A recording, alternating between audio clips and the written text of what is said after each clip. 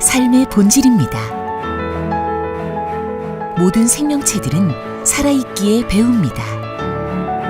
자신에 대하여 배우고 자신을 둘러싼 환경에 대하여 배웁니다. 그 배움을 통하여 얻은 지식을 바탕으로 그들의 삶을 유지하고 대를 이어갑니다.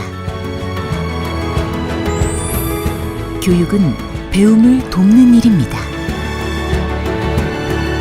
시민들은 학교 교육을 통해서 사회 구성원이 되는 보편적이며 필수적인 지식과 기술, 그리고 여러 가지 자질을 익히고 배워왔습니다. 이러한 학교 교육을 통하여 사회는 발전해왔고 응집력을 키워왔습니다. 우리의 경복대학교 역시 바로 위와 같은 구실을 하기 위하여 세워진 학교입니다. 경복대학교 설립자이자 초대 총장이신 우당 전재욱 박사의 경복대학교 설립 이념과 정신의 첫 번째는 홍익인간의 이념입니다. 어떻게 살아야 내 삶의 가치가 커질까? 이것은 모든 사람들이 자신에게 던지는 절실한 물음입니다. 아직 운명의 방향이 확정되지 않은 젊은 사람들에겐 더욱 절실한 물음입니다. 이 어려운 물음에 대한 답을 얻으려면 우리는 먼저 삶의 조건을 살펴야 합니다. 누구든 다른 사람들과 맺는 관계가 그의 삶을 규정합니다.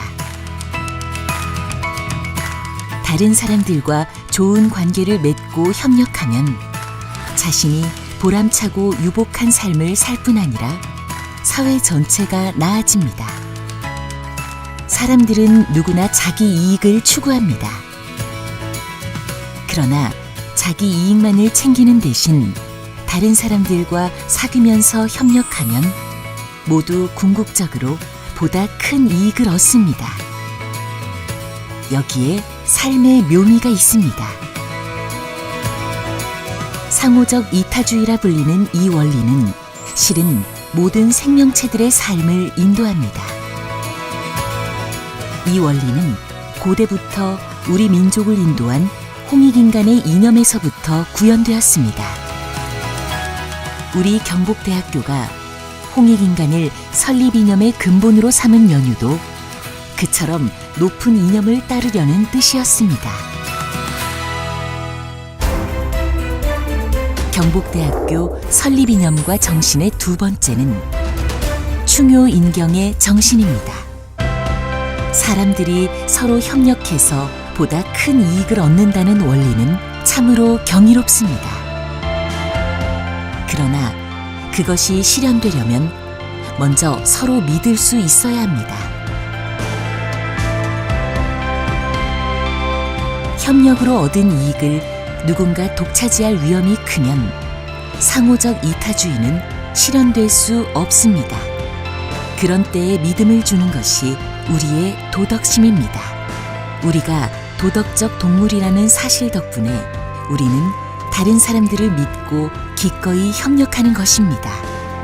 그래서 성현들은 모두 도덕의 중요성을 강조했습니다. 그분들이 태어난 땅의 문화와 풍속이 서로 달라도 그분들이 전해준 말씀의 요체는 한결같이 도덕의 중요성이었습니다. 우리 경복대학교의 정신인 충효인경은 그런 보편적 도덕의 구체적 모습입니다. 다른 사람들을 공경하고 나가서 모든 사람들을 어질게 대하는 것은 도덕의 바탕입니다. 부모에게 효도하고 그런 효심을 국가에 대한 충성으로 확대하는 것은 도덕의 실천입니다. 그러므로 충효인경의 정신을 바탕으로 화목한 사회, 아름다운 세상을 지향하는 경복의 풍성은 민족의 역사와 전통이 피어낸 소중한 가르침으로 정리됩니다.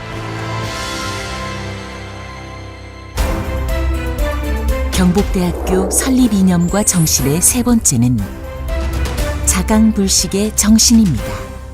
자강불식은 진실로 살아있는 생명의 모습을 형상화한 교훈입니다. 이 세상에 살아있는 모든 생명체는 그것이 설사 초목이라 할지라도 쉬는 법이 없습니다. 생명의 유지와 갱생을 위한 끝없는 움직임, 그 움직임이 바로 생명의 원리가 됩니다. 사람 역시 지성과 감성의 줄기를 키우며 지식의 열매를 키워가는 나무와 같습니다. 쉬거나 멈추면 결코 풍성한 결실을 거둘 수 없습니다. 폭풍도, 한발도, 폭염도, 혹한도 깨어있는 사람은 극복해냅니다. 우리가 사는 세상은 정지된 세상이 아닙니다.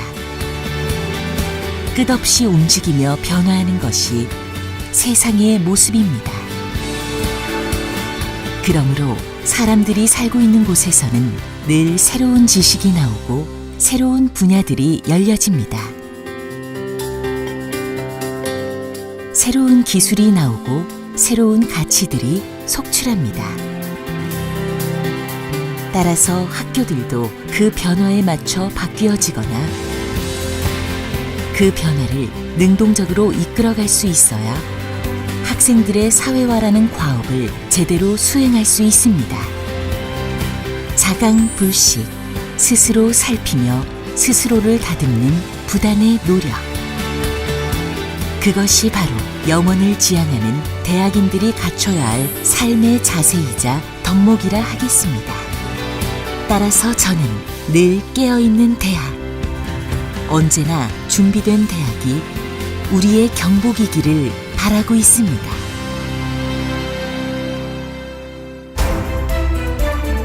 경복대학교 설립이념과 정신의 네 번째는 사명적 인간입니다.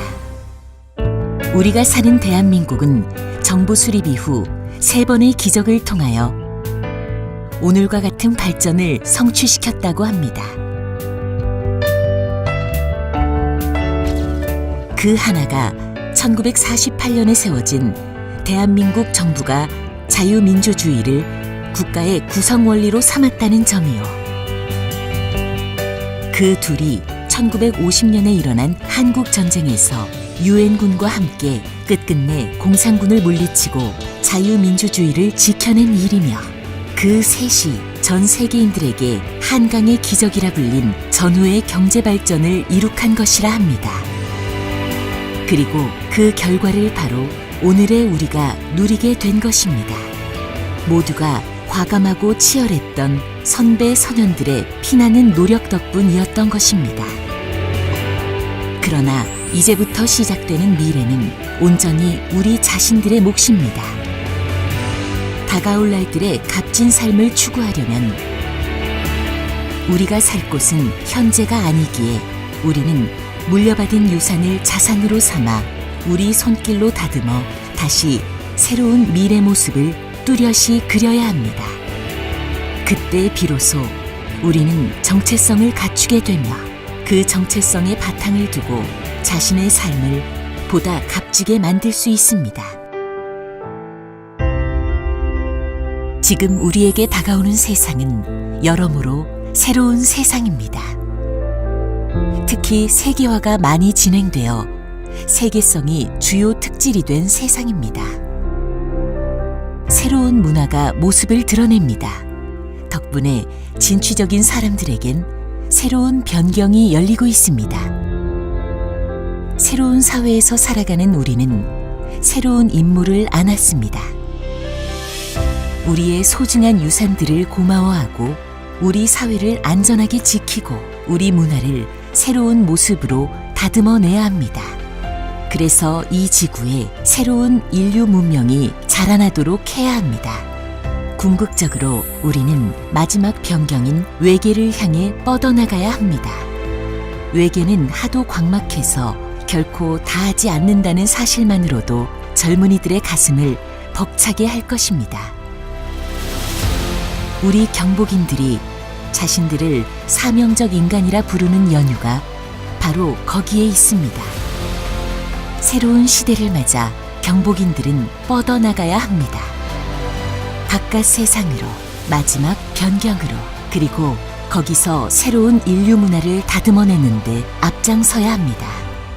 내 평생의 과업은 충효인경의 정신과 자강불식 태도를 바탕으로 공동체를 위해 봉사하고 함께 땀 흘리는 인간, 나와 결애와 미래를 위해 배운 바를 창의적으로 실천하는 인간을 육성하는 것입니다.